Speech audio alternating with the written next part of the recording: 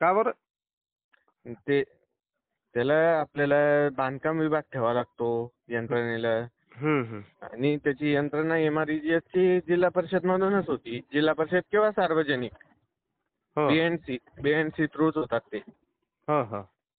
तर आपल्याला ही जिल्हा परिषदचे काम व्यवस्थित होत नाही म्हणून आपण त्याची एजन्सी चेंज करून हो ना. PWD करून राहिलो. अहो तर पहिले तर आलो होतं ना, तर ग्रामपंचायत यंत्रणा होतं. पहिल्या वेळेस आलो होतो. म्हणून तर म्हटलं मी आता आता एक त्याचा नवीन GR आला भाऊ. हां, हां, हां. ते आपल्याला ते आता PWD तूनच करायचे आहेत. परत त्याचे बरं, बरं, ठराव बरं. वगैरे बोलवतो मी. ते सांगतो तुम्हाला हो. ठराव लागतील आपल्याला परत, आणि दोन्ही साईडचे दानपत्रक लागतील दोन्ही शेतकऱ्याचे. एकाच स्टॅम्प पेपरवर चाललं ना ते? हो, एकाच याच्यावर. बरं, बरं, बरं, बरं. हा, ते टाका ते बरं मला ते दानपत्रक. म्हसला खुर्चा एक रस्ता आहे तो अर्जंट चालू करणार होता. आता कोरडा आहे. हा, ते कोरडा आहे म्हणलं आता काही पाणी नाही काही नाही रस्ता चालू करून दिला असता असं म्हणत थोडी बिलं पडतील. नाही सध्या तरी ते चालू आपल्याला पेपर प्रोसेस झाल्याशिवाय करता येत नाही भाऊ. हो ना पेपर त्याची पेपर प्रोसेस ना प्रोसेस तर करावं मग लागेल आधी. त्याची पेपर प्रोसेस मी करून घेतो आणि तुम्हाला सांगतो केव्हा करायचं तर. बरं बरं बरं त्याची काही अडचण येणार नाही म्हटल्याचा समोर. रस्ता तुम्हालाच करायचा आहे ना. हो मला करायचं आहे सरपंच.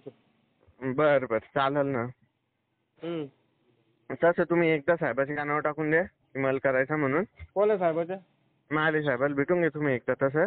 बर हा, आणि तुम्ही म्हटल्याचे सगळे रस्ते तुम्हीच करा, काही विषय नाही. बर बर बर. हा, आणि ते याचं कसं राहील मजुराचे पैशाचं? मजुराचे पैसे ते त्याच्या अकाउंटलाच टाकावं लागतील आपल्याला. नाही ते त्याच टाकू पण आपल्याला देतील ना ते? आपल्याला कसे देतील त्याच्या अकाउंटलाच ठेवायचे, आपल्याला ते वापस नाही घ्यायचे. मग परवडून का हो साहेब 9 लाख रुपये जातील डायरेक्ट. ते आरामशीर आम्ही आता 8-8 लाखात रस्ते करायलोय. होता आरामशीर रस्ते होतात, काहून नाही हो पुरत. हो साहेब पण मग बरोबर आहे ना. आता 8 लाखात ते होते त्याला ते पैसे सोडून द्यायचे ते कशामुळे हा, नाही सोडायचे त्याला मग असं म्हणत होतो. ते आपल्याला त्याच्याशिवाय ते कामच होत नाही नाही मजुराशिवाय. नाही देतील ना जे द्यायचे ते देतील पण आपण जर नाही त्याला सांगितलं देऊ नका तर आपल्याला मग कसं साहेबांना देतील? आणि ताईनं सांगितलेलं आहे, आपल्याला 1 रुपयाही वापस घ्यायचा नाही त्याचा. असं कसं? मजुराच्या अकाउंट मधून गेलेला 1 रुपया पण वापस घ्यायचा नाही आपल्याला.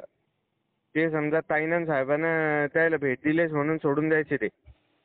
हो पण मग ते भेटतंय ते आपलं काम करू राहिलं त्याच्याकडून चालले ना साहेब ते. काम करू राहिले त्याच्याकडून नाही चालली ना. नाही तर काय शासनाचे पैसे कामाच्या दोन पैसे व्यतिरिक्त कोण आहे आहे? ना ते कामात. अहो साहेब आता समजा शासनाचे आपण पैसे तुम्हाला एक सरळ त्याची पूर्ण पद्धत सांगतो काम करून घ्यायची. आम्ही आता काम करून राहिलोय सगळे. हा EGSचं सगळं डिपार्टमेंट आम्ही सांभाळणार. EGSचं हम्म तुम्हाला 1 किलोमीटरसाठी 8 लाख रुपये भेटणार. हा 8 लाखात हार्डली 6 लाखात तुमचा रस्ता पूर्ण होतो खडीकरण. 6 लाखात तुमचा रस्ता होतो हा आणि बाकी 2 लाख रुपये तुम्हाला उरतात प्रॉफिट तुमचा. साहेब मग हे सगळं तर असं झालं ना हो, असं म्हणतो ना मी. मग हे पैसे कधी भेटतील समजा जर रस्ता चालू केला आज आपण रस्ता पूर्ण झाला बिल किती दिवसात पडतील? तुम्हाला आम्ही कॅश देणार आहे ना, तुम्हाला लगेच देऊ आम्ही कॅश रस्ता आल्यावर. 25 लाख रुपयाचा रस्ता फक्त 8 लाख रुपयात कॉन्ट्रॅक्टरला देण्यात आला आणि अत्यंत निकृष्ट दर्जाचं काम त्या कॉन्ट्रॅक्टरने केलं. बाकीचा सगळा पैसा कुठे गेला, कोणाकडे गेला याची सखोल चौकशी झाली पाहिजे. या क्लिपमध्ये महाले साहेब म्हणून नाव आलेलं आहे. हे महाले साहेब कोण याची माहिती घेतल्या गेली पाहिजे. यामध्ये ताई आणि साहेब असा देखील उल्लेख आलेला आहे.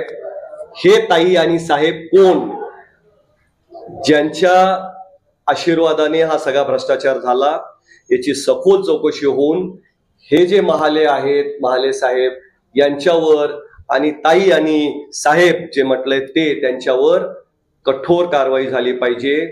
ईडीनी मागच्या काळामध्ये असे उल्लेख जिथे कुठे आले त्यांना तातडीनं अटक केली, त्यांच्यावर ईडी अंतर्गत गुन्हे दाखल केले आणि पुढे त्यांना अनेक वर्ष तुरुंगात टाकलं. त्याच पद्धतीनं यात देखील झालं पाहिजे ही आमची मागणी आहे.